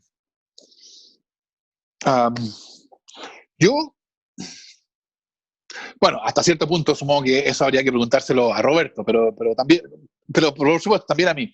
Yo, como ya he expresado, yo creo que parte de la reflexión sobre la democracia deliberativa supone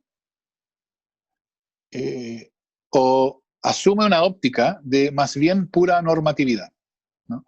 De que lo valioso de la deliberación democrática está en que la deliberación sea como una conversación de amigos mientras se toman un café, o una discusión de amigos mientras se toman un café, en que hay en principio una pretensión de transparencia, de sinceridad, que no haya acción estratégica, etc.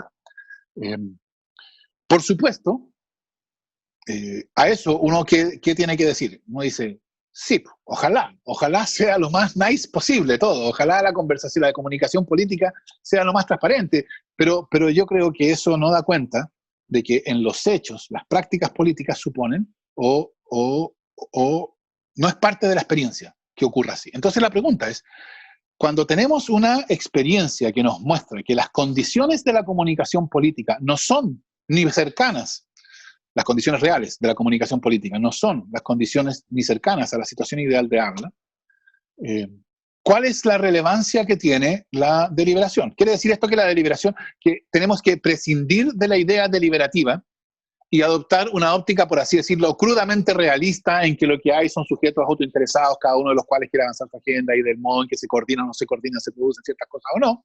Yo creo que eso, de nuevo, es ignorar que las instituciones descansan en ideas. Y yo creo que la idea democrática descansa, o la idea de representación democrática descansa en la deliberación. Porque mi explicación sería la que yo ya he dado, ¿no? Porque el sentido de las instituciones de la democracia representativa es que el poder que esté disponible para resolver el conflicto polémico sea solo poder comunicativo. Y eso podrá ser realizado de modo más o menos completo, y la institución entonces será más o menos eficaz, etc.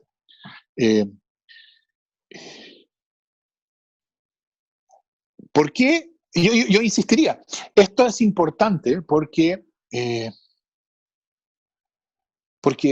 entonces las condiciones de plausibilidad, de vigencia sociológica, para usar el mismo lenguaje que antes, las condiciones de vigencia sociológica del principio deliberativo, del hecho, de la posibilidad de la deliberación, de que pensar en la deliberación no es una tontera, por así decirlo, como sería hoy día pensar en el honor del monarca. Hoy día pensar que el monarca tiene sangre azul y que entonces es una persona distinta de nosotros, es una tontera, ¿no? Y por eso el principio monárquico ya no tiene ninguna existencia, ya no rige como principio legitimatorio. Si la idea de deliberación, si a la idea de deliberación le pasa lo mismo y pasa a ser tan irreal como el honor del monarca, entonces le va a pasar al principio democrático, a las instituciones democráticas, lo mismo que le pasó a las instituciones monárquicas, ¿no? Van a ser ideas muertas, van a ser cáscaras vacías, van a ser como un calefactor real, un aparato de calefacción en que se han pintado llamas naranjas para simular la impresión de fuego vivo. ¿Y eso qué quiere decir? Eso también lo dice Schmitt en La crisis del parlamentarismo. Por supuesto, eso no quiere decir que se van a acabar de un día para otro, pero sí quiere decir que van a ser débiles. Y como son débiles, bastará que llegue alguien y que muestre que alguna otra forma es posible para que se vengan al suelo. ¿Cuál es ese otro principio posible que está esperando, por así decirlo?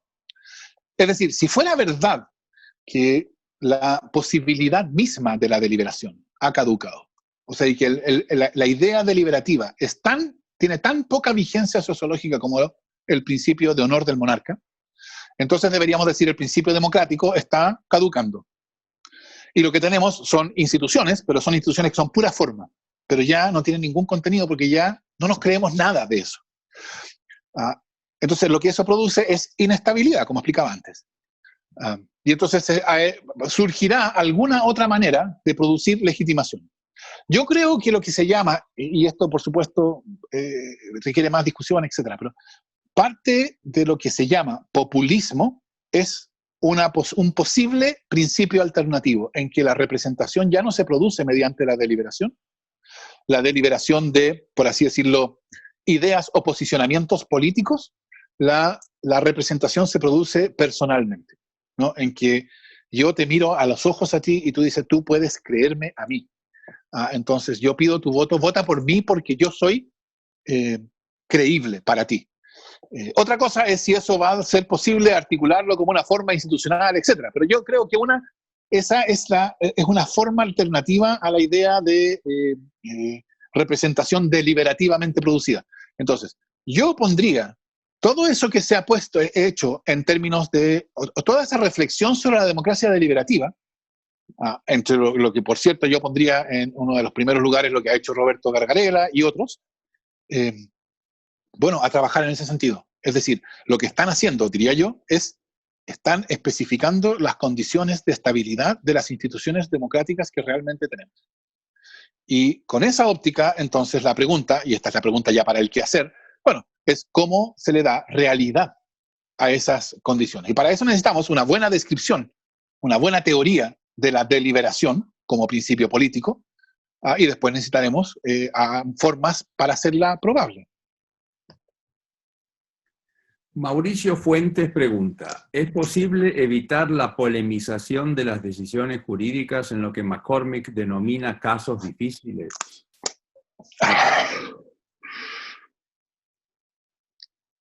Yo lo que diría al respecto es que yo no presento esta distinción como una distinción conceptual, ni en ninguna parte pretendo que haya necesidad, ¿no? Yo no creo que el derecho tenga como condición necesaria y suficiente la imparcialidad. Lo único que estoy diciendo es que las instituciones jurídicas tienen entre sus supuestos fundamentales la posibilidad que el conflicto político es un conflicto imparcialmente adjudicable.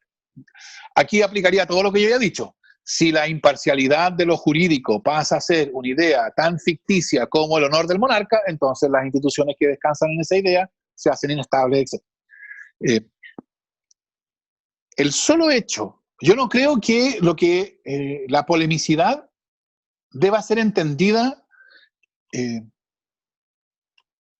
o sea, no, déjeme partir de nuevo de esta última parte. El hecho de que haya casos difíciles, en el sentido de casos que respecto de los cuales, para decirlo con lenguaje cartiano, casos respecto de los cuales usuarios o participantes competentes de la práctica jurídica puedan tener opiniones diversas, y que entonces haya, en algún sentido bruto, sin mayor sofisticación teórica, discreción para el juez, en el sentido obvio de que puede fallar A o fallar B, y en ninguno de los dos casos va a ser tildado de ignorante o de manipulador del derecho. Yo no creo que eso implique necesariamente polemicidad. Eso depende del contexto más amplio de la práctica jurídica, de cuáles son las fuerzas a las cuales la práctica jurídica se está exponiendo. Por cierto, sí, en la medida en que los casos difíciles son casos que se producen como los que conocemos nosotros. Los casos que hoy día nosotros llamamos casos difíciles no son casos como Hart diría, textura abierta, por ejemplo. De hecho, ni siquiera son casos de lo que la teoría del derecho discute como de razabilidad. Yo creo que son fundamentalmente casos constitucionales, o de conceptos constitucionales, o de conceptos marcados por la carga valórica de la Constitución, la carga normativa de la Constitución. Entonces, como yo creo, y eso está también explicado en la forma del derecho, que los conceptos constitucionales son conceptos polémicos, es decir, decidir qué significa igualdad ante la ley es tomar partido. Entonces, por supuesto, esos casos difíciles son casos a través de los cuales entra la polemicidad en el derecho. ¿Se puede evitar eso? Bueno, yo creo que yo creo que nuestra época ha tenido una confianza en la capacidad de la jurisdicción constitucional que hoy día se devela más bien injustificada. Y yo supongo que, claro, si uno se pensara en cosas que hacer, entonces yo diría, hay que racionalizar la jurisdicción constitucional que está bastante, diría yo, pensando más bien en el caso chileno. Así que hasta cierto punto esto puede no ser lo mismo en Argentina, etc. Pero está desbocada. O sea, todavía yo creo que hay espacio para, entre comillas, hacer cosas, de modo de evitar la polemicización creciente del derecho. Otra pregunta es si esas cosas que se pueden hacer son suficientes, porque esa ya es una pregunta sobre si en las condiciones actuales lo que uno podría llamar el principio deliberativo de la política tiene vigencia sociológica. Yo creo que sí, pero eso ya no es una afirmación teórica, es más bien una afirmación de autodefinición política, de dónde estoy yo, ¿no? Oscar Sarlo pregunta, Profesor, su concepción de lo probable, ¿qué relación tiene con la noción de expectativas? ¿Tiene un sentido normativo o meramente fáctico? Gracias y lo felicito. Muchas gracias, Oscar. A ver, yo no estoy seguro que responder a esa pregunta. Así que yo la devolvería y la pondría en los siguientes términos. En el sentido en que yo uso esa palabra, el Leviatán existe para hacer probable una vida en paz. Y el argumento para legitimar el Leviatán supone mostrar que sin Leviatán lo probable es la guerra. Entonces, es esa probabilidad esa es la probabilidad de la guerra en la condición natural de la humanidad hobbesiana y la probabilidad de la paz cuando existe el Leviatán. Una probabilidad o improbabilidad normativa. Yo pensaría que es fáctica, pero no estoy seguro de simplemente responder la pregunta de Oscar y decir, yo quiero decir probabilidad en sentido fáctico. Pero así que permíteme, Oscar, responderlo de la siguiente manera. Yo quiero decir probable en el mismo sentido en que, mirándolo hobbesianamente, el Leviatán hace probable la paz. Sebastián Elías pregunta, ¿cuándo consideraría que en el mundo jurídico occidental se produjo el fenómeno de la polemización del derecho? Usted mencionó que la derecha estadounidense advirtió la importancia de tomar la Corte Suprema, fenómeno que posiblemente podamos ubicar con alguna precisión durante la era Reagan. Pero FRD, Roosevelt, también entendió la necesidad de tener a la Corte de su lado en el Court Packing Plan. ¿Era el derecho exitoso en crear espacios artificiales de imparcialidad en los Estados Unidos en los años 30? Parece que ahí mismo, y quizás en todo cambio de paradigma constitucional, el derecho se vuelve polémico. Muchas gracias. Por cierto que hasta cierto punto, claro, o sea, es posible que el derecho sea parte del conflicto polémico, como en el caso del New Deal, por cierto. Ahora, yo creo que en nuestra época está pasando algo distinto. Yo insistiría en que es algo distinto, con lo cual no quiere decir, y este es parte del problema, porque hoy día es bien curioso la reacción que esto que está pasando genera, porque los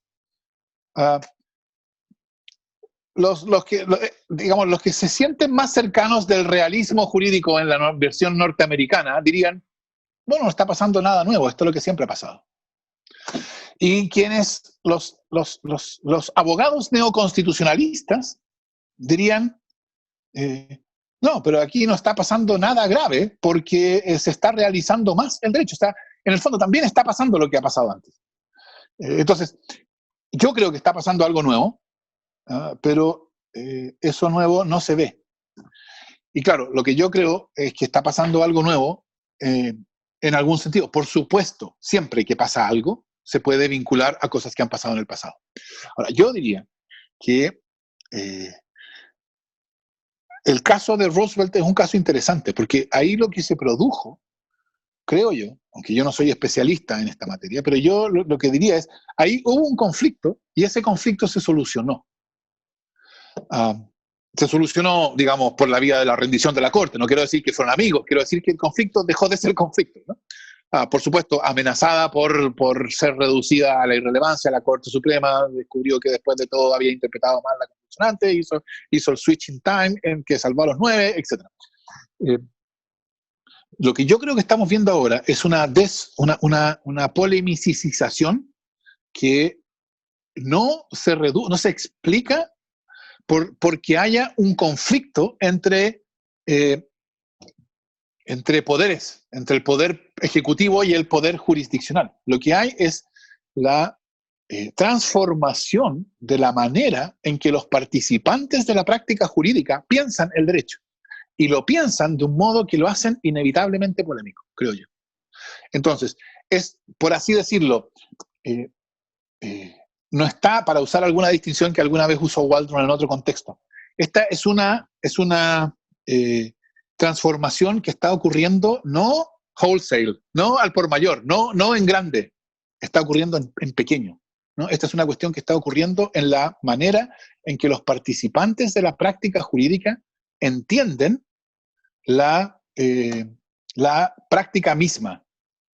En esa comprensión está entrando, o esa comprensión se está redefiniendo en el sentido de que usar criterios polémicos no es problemático, ¿no? Que es parte de lo que el jurista hace, decidir qué es lo que significan los conceptos constitucionales, etcétera, que son conceptos polémicos.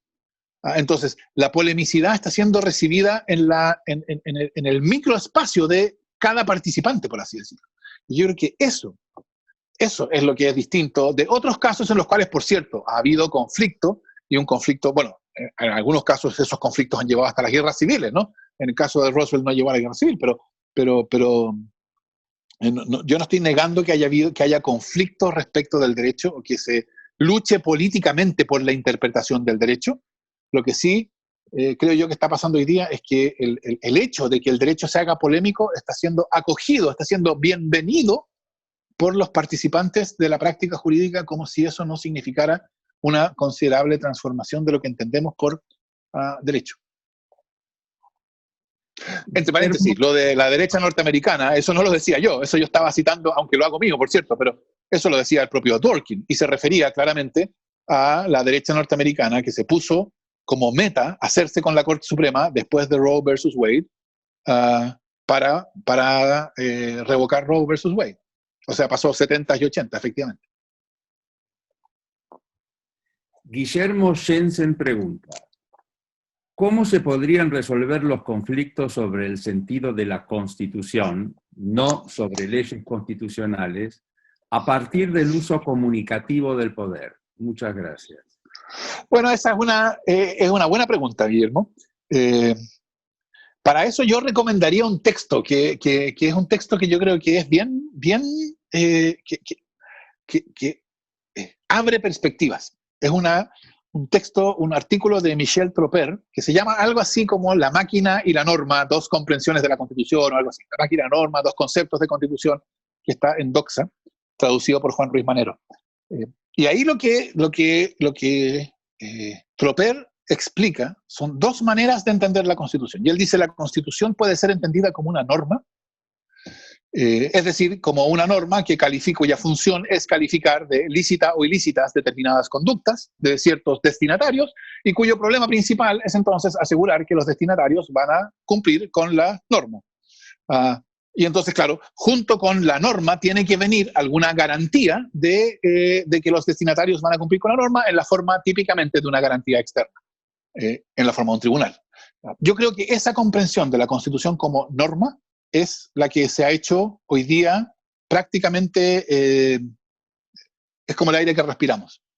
De hecho, cuando uno presenta esta distinción troperiana, algunas personas me ha pasado que dicen, bueno, antes de presentar la segunda, bueno, ¿qué otra cosa podría ser? O sea, ¿cómo puede ser considerado como norma o qué? Porque es obvio que la Constitución es una norma, y es obvio entonces que su función es calificar de lícito o ilícito las determinadas conductas, y es obvio entonces que el problema principal es asegurar la conformidad de los destinatarios con la norma, y entonces eso exige que haya algún órgano encargado de eso. La segunda, dice él, es la Constitución como máquina, que es la idea que aparece en el Federalista, de hecho, cuando con esta idea de que se trata de que la ambición controle a la ambición.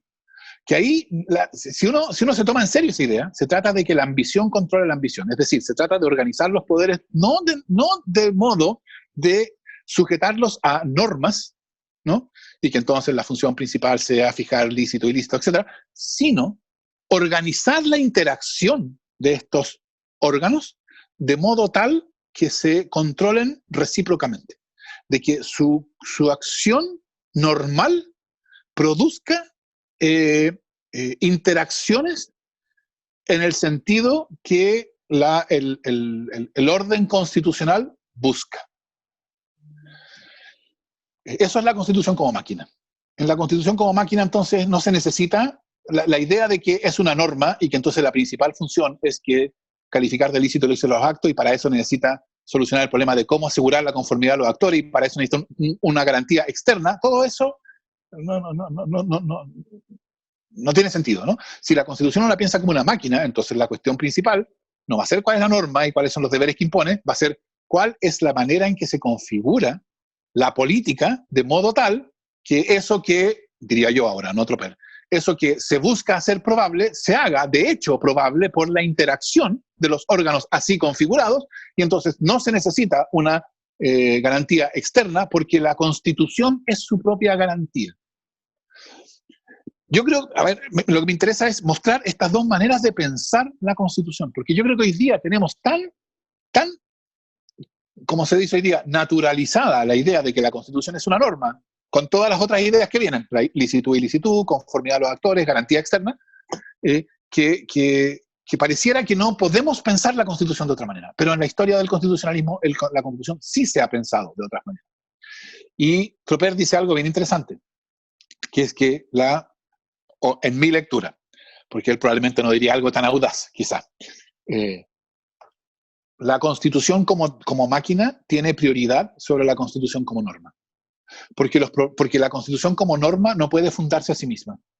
Por la razón obvia de que si el problema fundamental es asegurar la conformidad de los destinatarios de las normas constitucionales a esas normas, y para eso necesita una garantía externa, la pregunta obvia es ¿qué es lo que va a asegurar la conformidad de ese órgano que constituye la garantía externa, quien custodia a los custodios, ¿no? En cambio, la Constitución como máquina no se ve enfrentada a ese problema. La Constitución como máquina se puede ver enfrentada a otros problemas, ¿verdad? Pero no a ese. Es decir, no necesita algo constantemente añadido. Y yo creo que desde el punto de vista de pensar la Constitución, pensarla como máquina, es decir, ¿cuáles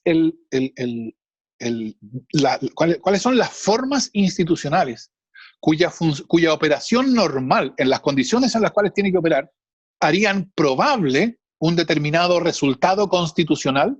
Es una manera más adecuada, creo yo, de pensar a la Constitución como norma. Entonces, a la pregunta de Guillermo, ¿cómo asegurar los contenidos constitucionales? Yo respondería con una respuesta que puede no cubrir todos los casos, está bien, pero que yo creo que fija un programa de trabajo suficientemente interesante como para que nos ocupemos por lo menos de los casos que sí pueda cubrir, que es una pregunta propiamente institucional. ¿Cómo diseñar instituciones en los que la ambición controle a la ambición, en los que estén diseñadas de modo tal que eso que es naturalmente improbable se haga probable?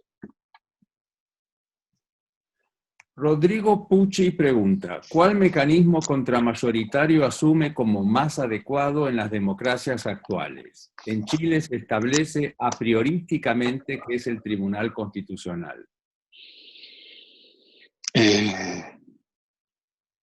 Yo creo que la discusión sobre los mecanismos contramayoritarios sufre de una enfermedad que yo llamaría específicamente o típicamente norteamericana, que es pensar que el problema de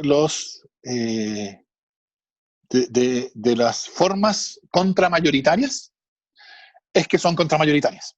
Es decir, es por así decirlo la objeción de Bickel, la objeción contramayoritaria, que esto de que 9 hombres, bueno, ya no son hombres, ahora son 9 hombres y mujeres, pueden decidir más que los representantes del pueblo, etc.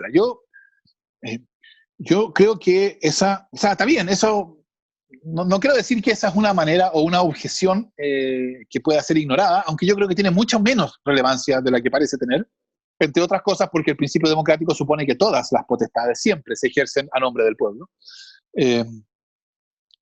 Y algunas son más, la legitimación es más directa que en otras, pero esa es una cuestión cuantitativa, no cualitativa, creo yo. En fin, entonces yo creo que el problema de que se trata bajo instituciones contramayoritarias, cuando se está hablando de judicial review, de revisión constitucional, jurisdicción constitucional, es que en los hechos,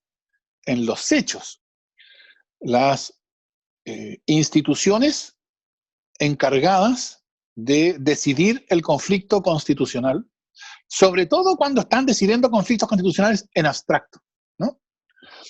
las instituciones encargadas de ejercer, de decidir el conflicto constitucional están decidiendo políticamente. Porque decidir el conflicto constitucional en abstracto, diría yo, y esto no lo digo como una gran teoría ni como una cuestión puramente conceptual, lo digo como parte de lo que está pasando en nuestras prácticas. Decidir el conflicto constitucional es decidir un conflicto polémico, y entonces por eso todos sabemos, y es parte de nuestra experiencia, de que la Constitución interpretada por jueces de izquierda es una Constitución distinta que la Constitución interpretada por jueces de derecha. ¿Qué muestra eso? Que la Constitución, o esa parte de la Constitución a la cual se apela en esos casos, no tiene densidad suficiente para proveer un estándar imparcialmente aplicable, y entonces es polémico. Pero aunque cumplen la función de decidir el conflicto polémico, tienen estructuras que corresponden a formas jurisdiccionales, ¿no? Los tribunales constitucionales tienen estructura de tribunal, tienen forma de tribunal. En algunos casos es obvio, como el caso argentino, en que no hay un tribunal constitucional a la europea, ¿no? Es la misma Corte Suprema que conoce de otros, que tiene otras competencias judiciales, que tiene también competencia constitucional. En otros casos, o en el caso, eso es lo mismo el caso norteamericano, en el caso chileno, o el caso de otros países de los países europeos, hay una Corte separada del resto, que conoce de las cuestiones constitucionales, pero que está configurada institucionalmente como tribunal. Entonces, está configurada institucionalmente para hacer probable la decisión correcta por apelación al argumento de conflictos imparciales. Pero lo que hace es decidir conflictos polémicos por ejercicio unilateral del poder por la bancada mayoritaria. Entonces, la forma institucional no alcanza a legitimar. Entonces, yo creo que hoy día hay problemas y serios con los tribunales constitucionales como lo entendemos, porque mientras más se desarrolla el neoconstitucionalismo, más claramente es el caso que se ejerce, lo que se decide es un conflicto polémico, y entonces más notoria es la contradicción entre la estructura que tienen esos órganos, que es una estructura orientada a hacer probable el desempeño correcto de la función jurisdiccional, y la función que efectivamente cumplen, que es una función política, y eso crea de nuevo crea inestabilidad. Entonces, si me preguntan a mí cuáles mecanismos contramayoritarios, yo no partiría por afirmar la necesidad de mecanismos contramayoritarios. Yo volvería a mi respuesta a Guillermo. Yo diría, de lo que se trata es de diseñar una máquina que produzca los resultados constitucionales que buscamos. Y claro, no hay ninguna razón para pensar que ese diseño va a permitirnos llegar tan lejos como queramos. O sea, está bien, puede ser que en algún momento nos topemos con los límites de la máquina.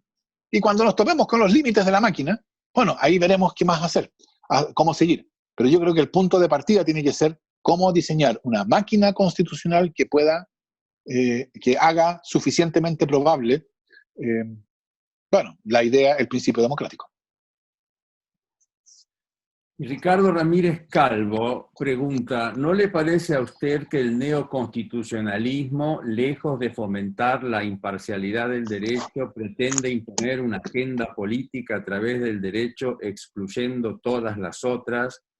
Para eso pretende blindarse mediante una supuesta interpretación constitucional que casualmente siempre llega a la respuesta que le gusta al intérprete.